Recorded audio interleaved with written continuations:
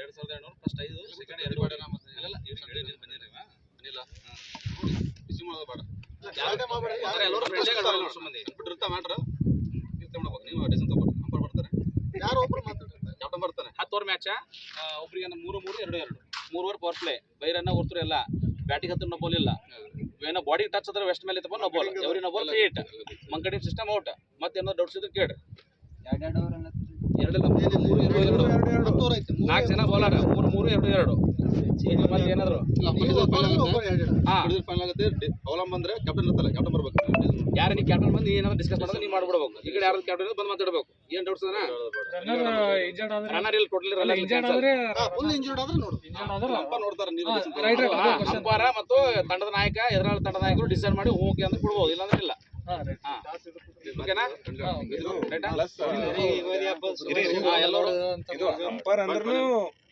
some ಹಿಂಗ favouritism